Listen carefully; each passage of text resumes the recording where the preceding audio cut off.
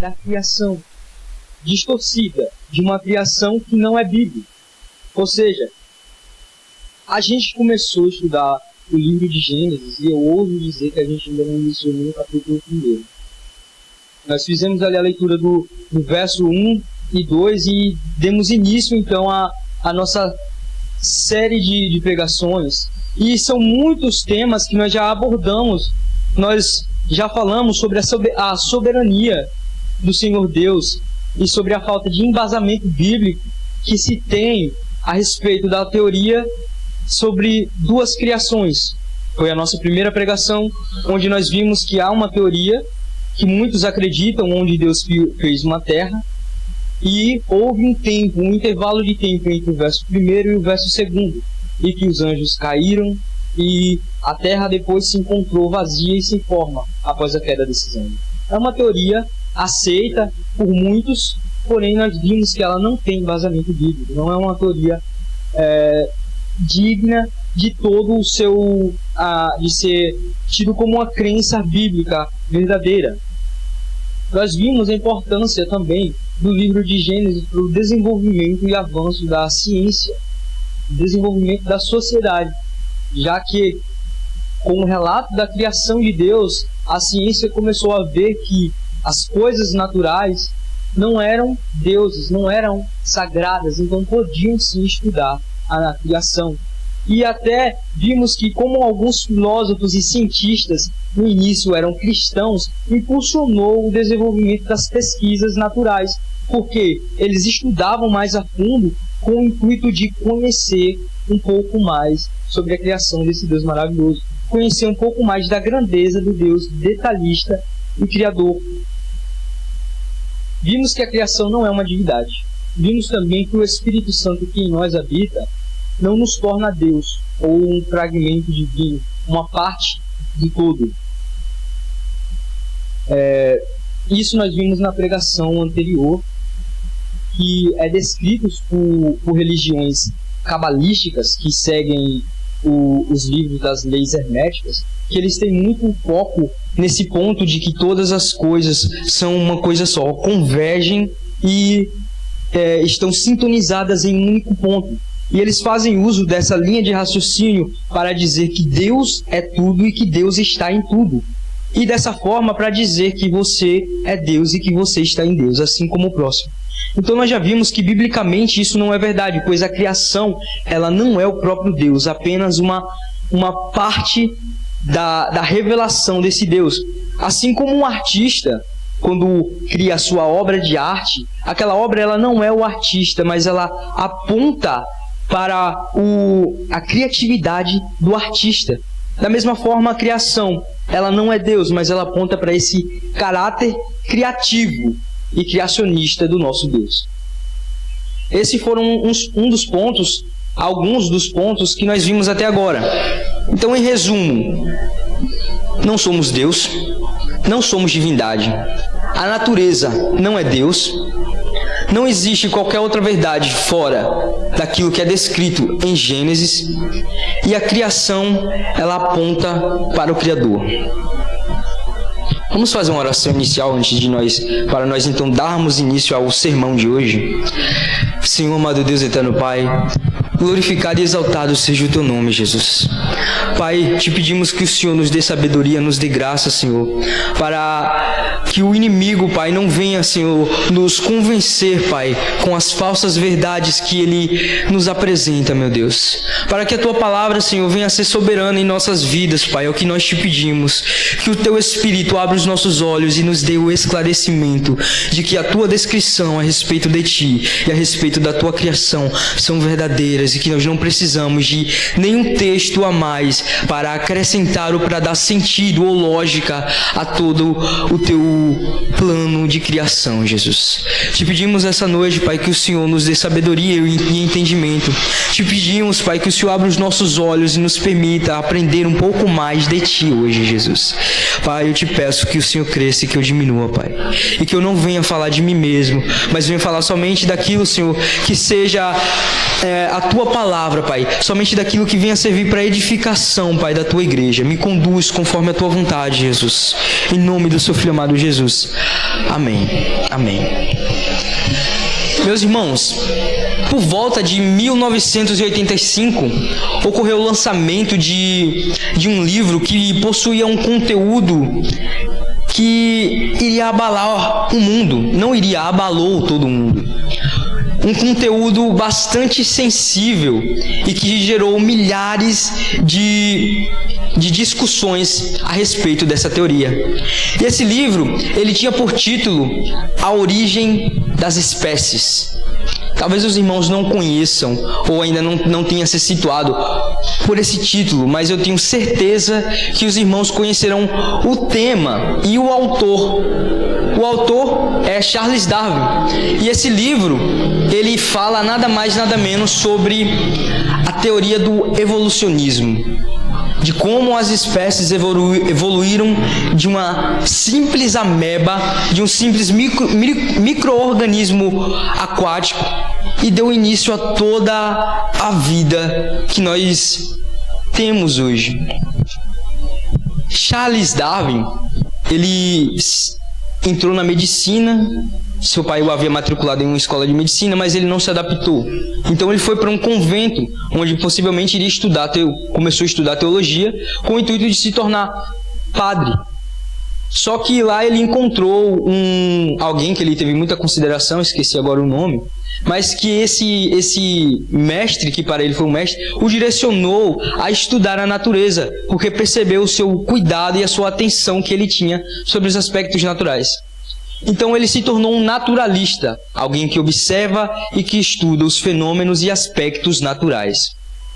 E ele recebeu um convite então para fazer uma expedição, de uma viagem, onde as pessoas que estavam dirigindo aquela expedição precisavam de alguém que estivesse observando a natureza e os animais e desenhando e caracterizando cada espécie que estava sendo reconhecida. Então ali Charles Darwin, ele se coloca à disposição e vai junto. E aí, então ele começa a observar as espécies de animais existentes.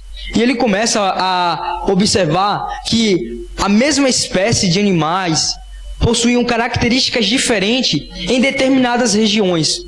Ele viu que um pássaro em uma região tinha um bico mais fino, em outra região já possuía um bico mais largo. E ele foi entendendo que aquilo era uma forma do pássaro se adaptar àquela região. E ele foi encontrando fósseis de animais antigos. E ele foi montando então a sua teoria de que todos os animais estavam constantemente, de que todas as espécies estavam constantemente evoluindo em prol de uma melhor adaptação para cada região. Ele começou a observar fósseis antigos de animais grandes que haviam sido que estavam inexistentes na época atual dele. E ele então começou a montar o seu livro e que apresentou com esse título de A Origem das Espécies. É importante falarmos um pouco sobre essa ideologia, por mais desnecessária que pareça, porque essa foi uma ideologia aceita por muitos e principalmente pela ciência, tanto na época como atualmente. E foi uma teoria, e é uma teoria que ainda tem sido muito estudada e muito aceita, principalmente por cristãos. E acreditando ou não, por pessoas que se dizem teólogos, que dizem que estão estudando a revelação de Deus. Um grupo chamado de teólogos liberais. É importante para nós estudarmos essa falsa ideologia, pois a crença de que o universo apareceu sem um criador e sem um plano é uma ideia que pode, de alguma forma, sem que nós venhamos a ter um conhecimento, mais cedo ou mais tarde, ser apresentado para nós de uma forma maquiada. Porque nós sabemos que o inimigo maqueia as suas mentiras para que elas apareçam como verdades, para que elas tenham cada vez mais características e caras de verdade. Então é importante para nós estudarmos essas falsas ideologias e deixarmos claro que são falsas ideologias que são contra a Bíblia, contra a verdade do Senhor. Com o intuito de maquiar essa mentira, eles nos apresentam aos cristãos que eles dizem: Deus, quando foi fazer as coisas, quando foi criar o mundo, ele disse: haja luz. E então houve uma explosão, o Big Bang. E através dessa explosão, todas as coisas começaram a acontecer conforme a palavra de Deus, mas não muda o fato de que houve a explosão e houve a luz. E assim eles começam a dizer que o Big Bang é real e que pode sim ser comprovado biblicamente. Mas se nós formos até Gênesis 1, verso 3, nós veremos a forma que Deus descreve como surgiu. Ele vai dizer: e disse Deus, haja luz, e houve luz. Não precisou acontecer uma explosão, não precisou que 2 asteroides imensos que estavam voando pelo espaço do nada se chocassem, colidissem um no outro e houvesse uma explosão para então ser gerada a luz. Não, Gênesis é claro: haja luz e houve luz. Outra forma que eles têm a dizer é: eles dizem que as vidas aquáticas foram criadas primeiramente, e biblicamente foram.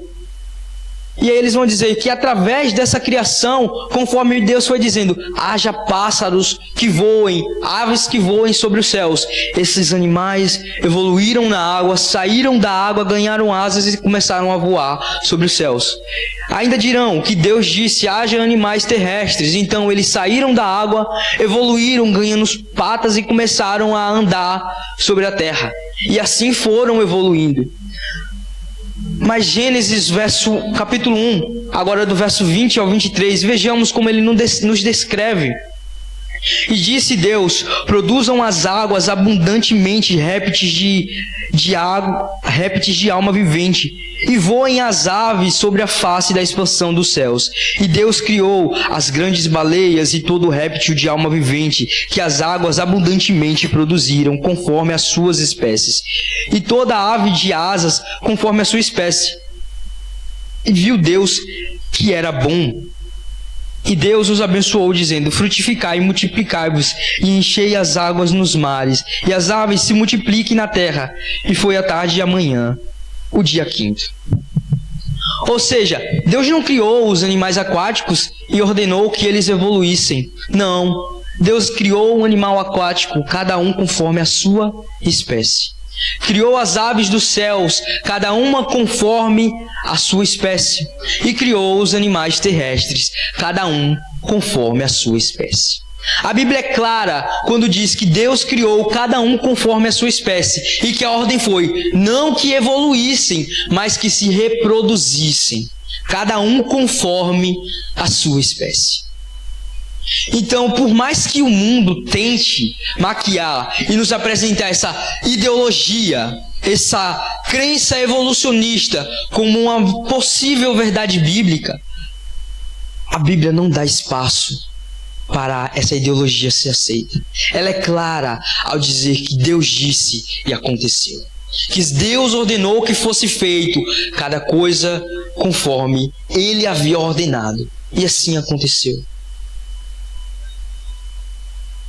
Por mais que o inimigo tente distorcer as verdades bíblicas, a Bíblia constantemente irá nos apontar que a única verdade existente é a verdade relatada e descrita. Porque para nós a Bíblia não é só um livro, mas ela é uma descrição que o próprio Deus dá a respeito de si e a respeito da sua história. O pastor Hernandes Dias Lopes, ele faz um comentário a respeito das implicações que essa falsa teoria, que essa ideologia traz a respeito em contradição com as verdades bíblicas. E eu trouxe aqui para os irmãos hoje. Ele separa em 6 pontos. E o primeiro ponto é: quais as implicações que essa ideologia do evolucionismo tem em relação às Escrituras. É impossível crer no evolucionismo e na Bíblia ao mesmo tempo. Porque como nós acabamos de ver, a Bíblia não dá margem para uma evolução das coisas. A Bíblia não dá espaço para que essa ideologia e que essa teoria sejam acrescentadas ou aplicadas, sejam vinculadas à Bíblia. Ela é clara no seu relato em dizer que tudo aconteceu conforme a ordem e a vontade de Deus.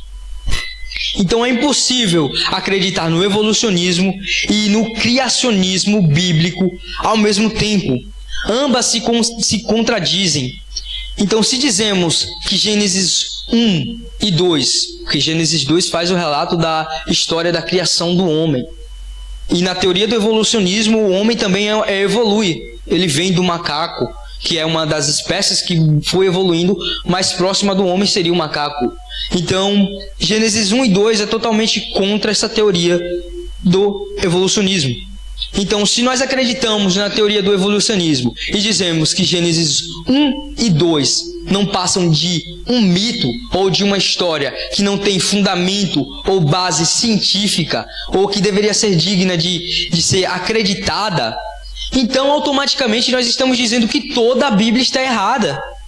Pois se a Bíblia é uma revelação de Deus, então ela não pode errar.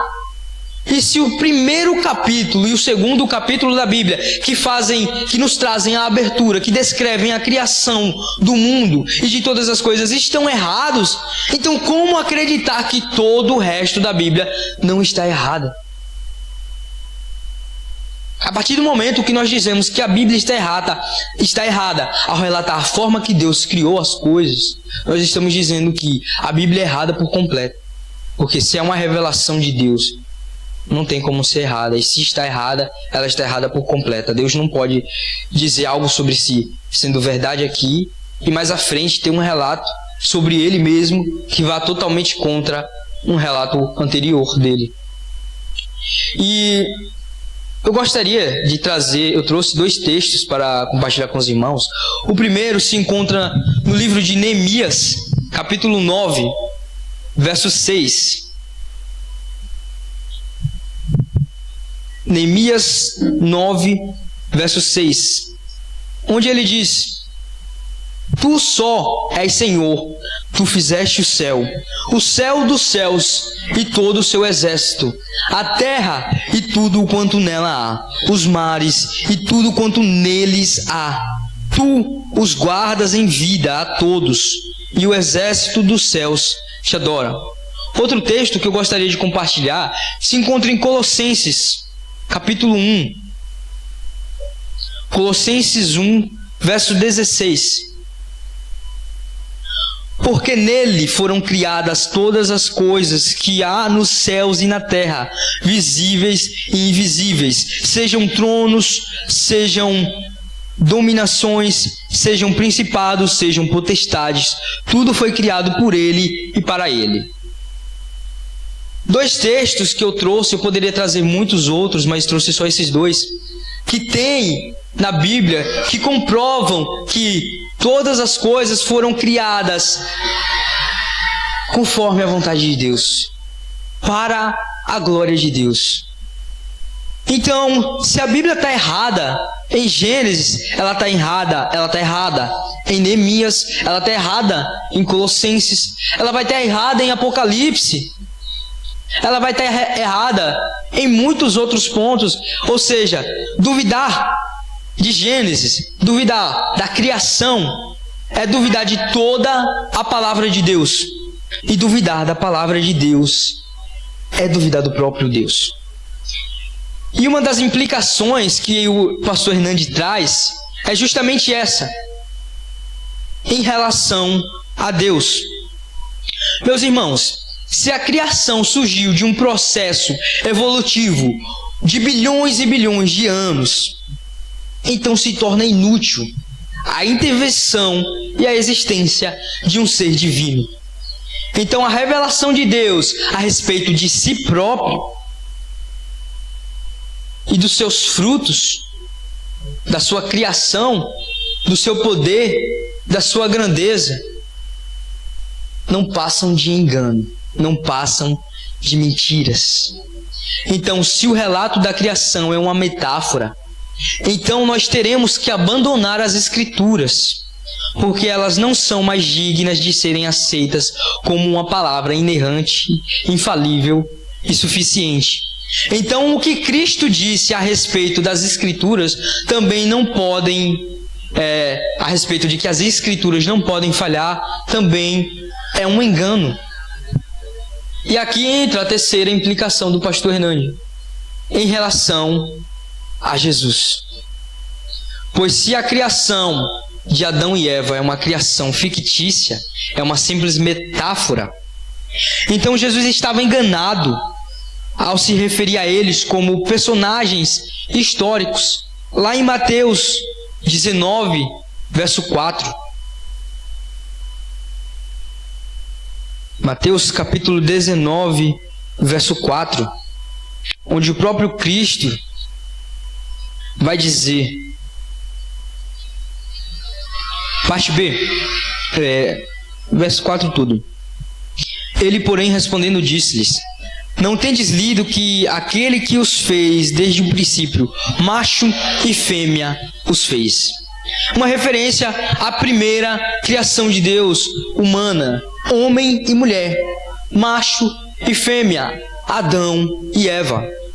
Se Cristo, o relato de Gênesis a respeito da criação do homem é mentira, é um mito, e o homem realmente veio da evolução, ele evoluiu de um macaco para um homem e evoluiu depois para uma mulher.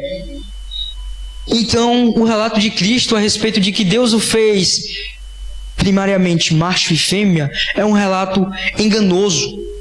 E se Jesus se enganou, então ele não é perfeito. E se ele não é perfeito, então ele não pode ser Deus. E se ele não é Deus, então ele é um enganador, porque se autoproclamou Deus. E se ele é um enganador e não pode ser o salvador do mundo, então negar a criação é igual a negar a Cristo, é igual a negar as Escrituras e é igual a negar a Deus. E negar a Cristo, logo é impossível ser cristão e acreditar no darwinismo ao mesmo tempo. E se Cristo é um ser que se enganou e é um ser falho, que não é Deus, então ele não pode ser o nosso Salvador. E aqui entra a quarta implicação do pastor Hernandes, que é em relação à salvação. Pois se Adão e Eva são personagens fictícios e não existem, então não houve uma queda, não houve um jardim. E se não houve pecado, não há condenação. E se não tem pecado, não tem condenação, então Paulo estava errado ao dizer que nós caímos em Adão, lá em Romanos 5, verso 12.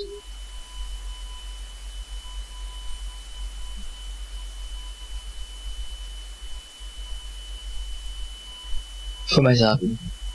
Romanos 5, verso 12. Pelo que, como por um homem entrou o pecado no mundo, e pelo pecado a morte, assim também a morte passou a todos os homens, por isso que todos pecaram.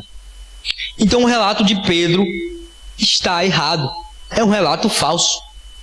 Porque se não houve Adão, não houve queda, não houve pecado, então nós também não estamos em pecado diante de Deus.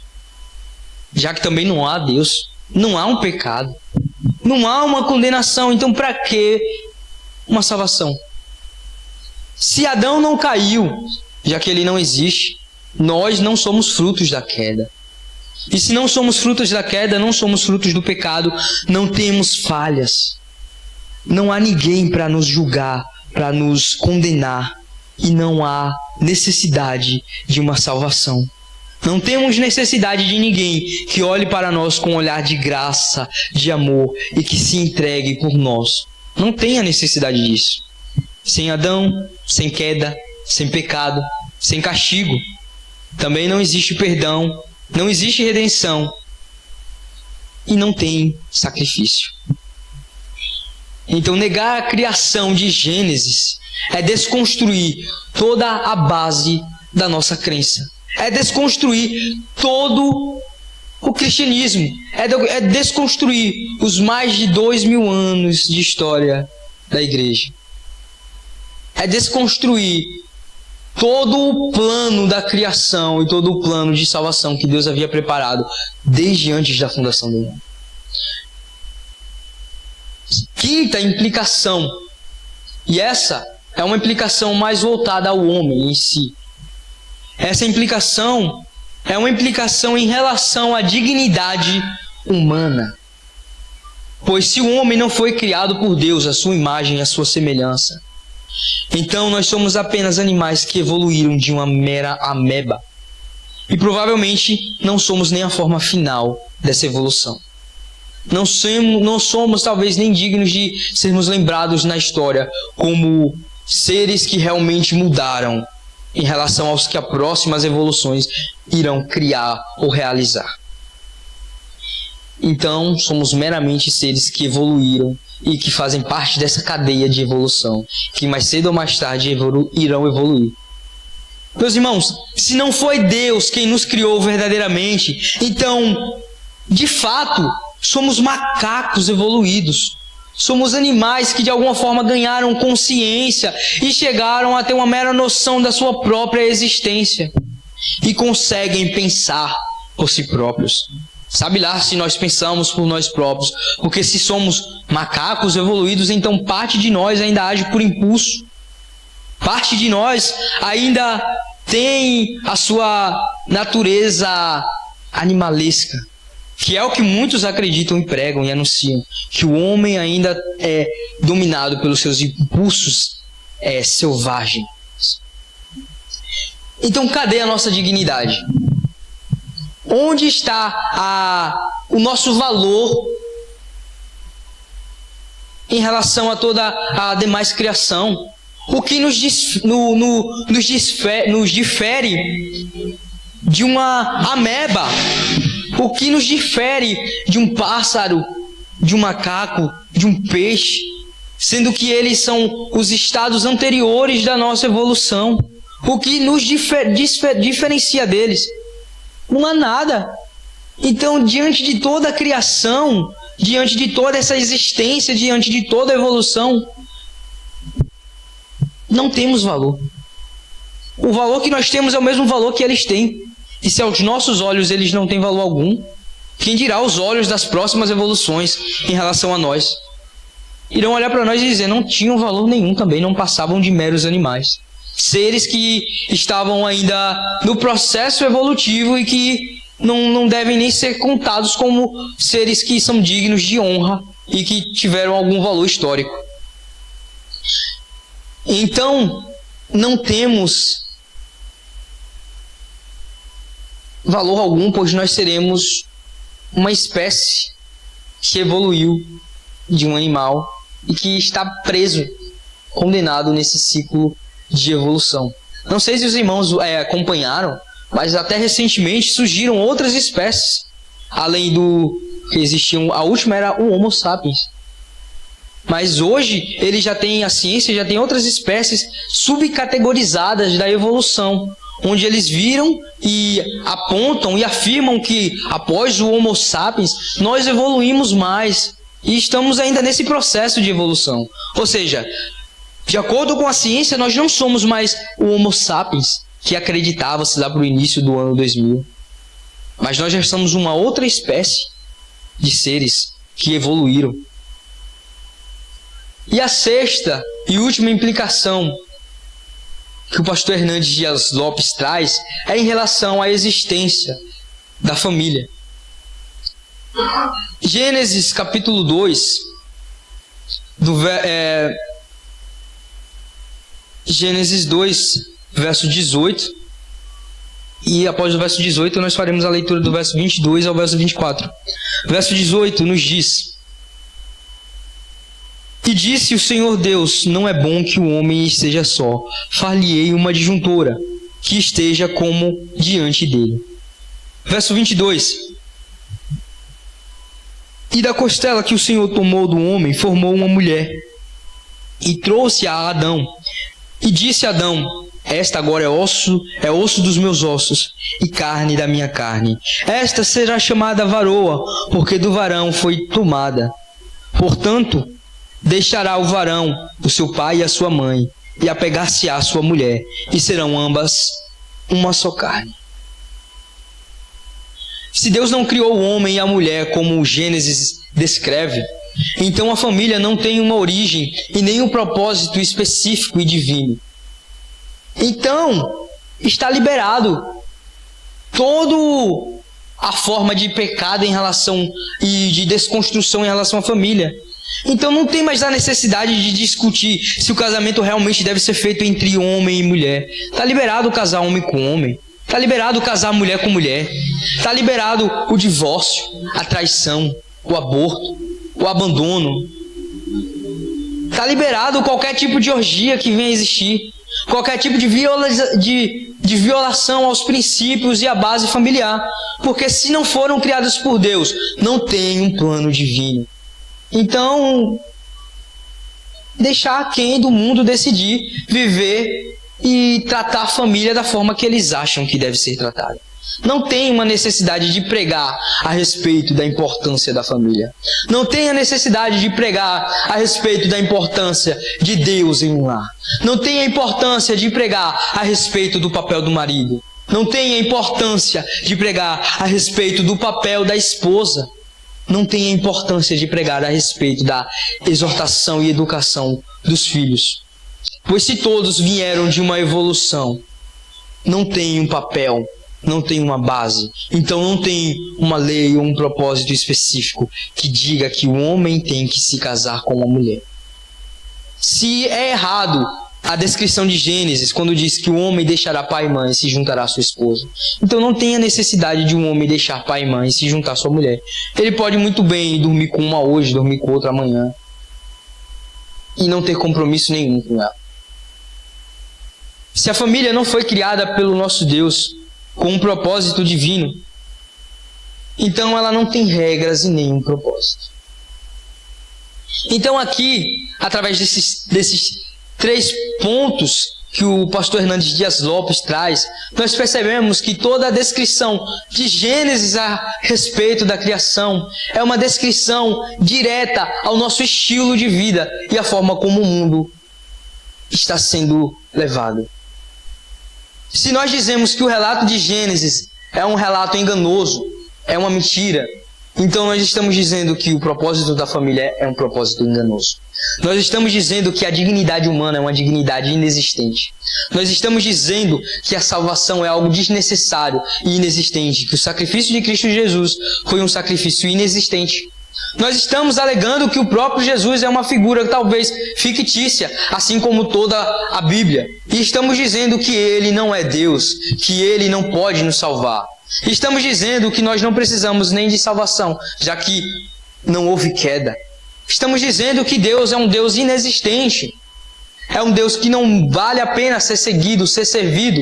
Porque se a sua palavra, a sua descrição a respeito de si é uma descrição enganosa, então Ele é um Deus enganoso. Logo, Ele é um Deus que não é fiel a si próprio.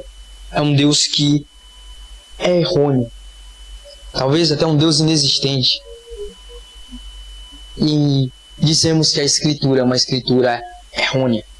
Então nós podemos ter essa Bíblia Sagrada que nós temos como uma revelação do próprio Deus, como nada mais, nada menos do que um mero livro de história infantil. Um livro de histórias e de parábolas, de provérbios, que muitas outras culturas têm. Um livro comum que pode ser colocado num estante de uma biblioteca, que não produz mudança de vida, que não produz salvação, mas um simples livro de história, como todo e qualquer outro livro, que não é digno de ser estudado, que não é digno de ser meditado, que não é digno de ser ruminado. Um livro qualquer.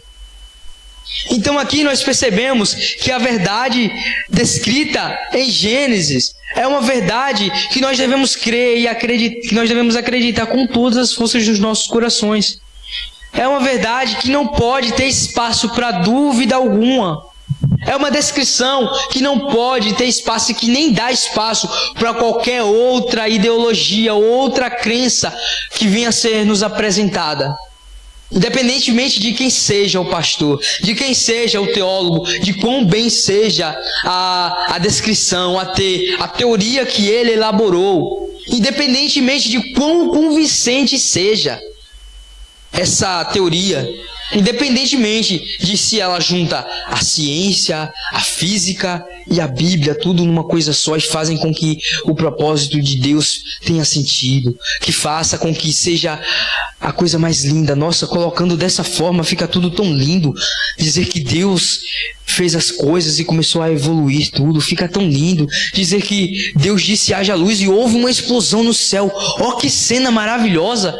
Através da palavra de Deus as pedras se chocaram, houve uma explosão e tudo passou a existir. Que coisa linda!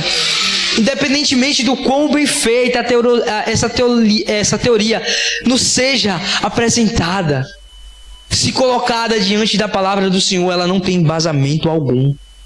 E se a verdade bíblica realmente para nós é uma verdade, não podemos e nem devemos jamais acreditar em qualquer outra teoria, em qualquer outra verdade que nos seja apresentada fora das verdades descritas na Escritura. Pois se assim nós fazemos, nós estamos tornando em vão esse livro que nós meditamos dia e noite. Nós estamos tornando em vão a nossa trajetória na igreja, a nossa trajetória de serviço. Nós estamos tornando em vão, tornando em mito a história do cristianismo, a história da igreja, a história do sacrifício de Cristo por nós. Negar ou acrescentar qualquer outra verdade que não seja uma verdade bíblica é desacreditar e desfazer do amor de Deus para conosco. É dizer que não houve Deus, não houve um sacrifício, não houve uma condenação. Não há uma família, não há um propósito específico em nossas vidas. Não há honra em viver como humano e muito menos em viver servindo a Deus. Desacreditar de Gênesis vai muito além de só desacreditar daquele relato. É desacreditar de todo o estilo de vida e de todo o propósito que nós possamos a ter. É desacreditar de tudo,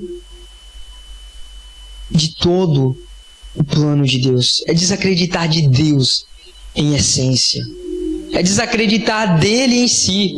E com isso, meus irmãos, nós percebemos que Gênesis não é só um livro que traz um relato da criação, mas ele é um livro que fundamenta a nossa fé. Ele é um livro extremamente importante para a história do mundo, pois ele é o fundamento da nossa crença. Ele é o fundamento do relato do poder do Deus a quem nós servimos. Ele é o fundamento sobre Cristo. Porque se não houve Adão, não houve queda, não houve o pecado, então não tem necessidade alguma de ter Cristo.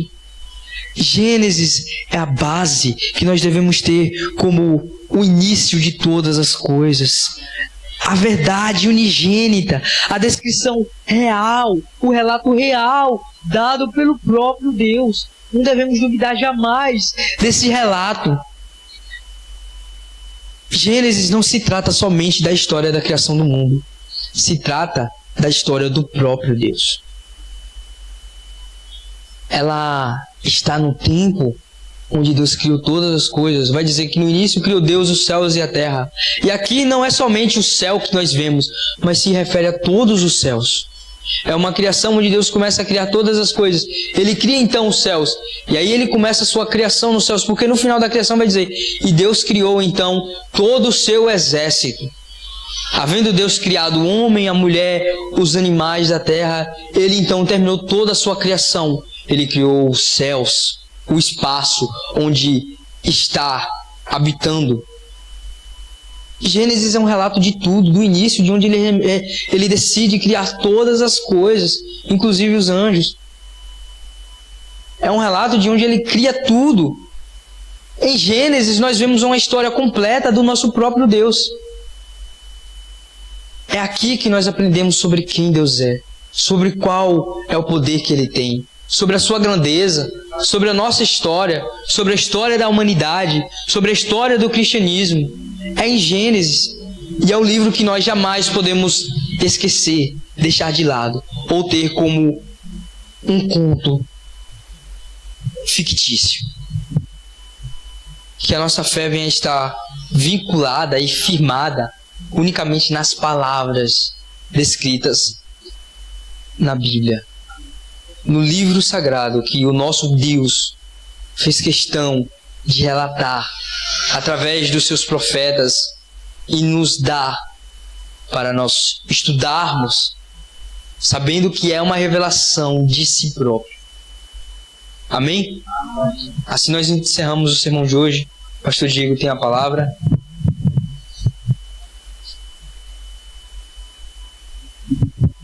Amém, meus irmãos. Que a graça e a paz de Deus esteja com todos nós. Que palavra maravilhosa, texto maravilhoso, nos faz refletir da importância da Bíblia, né, meus irmãos? Cada página das Escrituras Sagradas é importante. A negação de uma página da Bíblia é a negação de toda a Bíblia. Então, que nós venhamos estar firmados na palavra, guiados por esta palavra, e que ela transforme nossas vidas. Vamos nos colocar sobre os pés. Iremos orar agradecendo a Deus. Orar também agradecendo pela vida de Thaís, pedindo que Deus o abençoe cada dia mais, para que ele continue sendo usado pelo Senhor. Amém, meus irmãos? Bondoso Deus, Pai Santo e Poderoso, no nome de Jesus nós oramos a Ti nesta noite, te agradecendo por esta rica e preciosa palavra. Ó Senhor, que nós venhamos cada dia mais meditar na Tua palavra, estudá-la, investigá-la, e que venhamos crescer no conhecimento do Senhor. Nos abençoa, Pai, todos os dias das nossas vidas, que o Teu Espírito nos enche, nos capacite cada dia mais. Oro por essa extensão, pedindo que os trabalhos feitos aqui, Senhor, avancem e que pessoas sejam alcançadas, sejam tocadas por Tua palavra, que jamais nós venhamos nos desviar da Tua palavra, Senhor. Que a Tua palavra seja o nosso guia em nome de Jesus, e que nós venhamos sempre priorizá-las. Que as nossas pregações sejam cristocêntricas e teocêntricas, Senhor. Que nós não venhamos pregar para os homens, mas que nós venhamos pregar para agradar a Ti, pregar as Tuas verdades. Ó Pai, abençoa-nos em nome de Jesus, abençoa a minha vida, abençoa a vida do Thailson, que ministra a palavra do Senhor. Que o Senhor nos dê encargo, capacitação, graça, para que sejamos fiéis à Tua palavra todos os dias em nome de Jesus. Eu te peço que o Senhor abençoe, Senhor, a vida de cada irmão aqui presente e cada irmão também que não pôde vir. Que o Senhor esteja com todos eles, sustentando e enchendo de graça em nome de Jesus. Amém. Estenda suas mãos.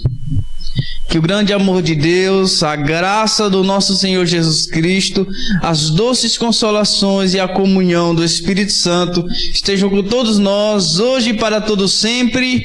Amém. Que Deus abençoe, meus irmãos, e os conduza em paz.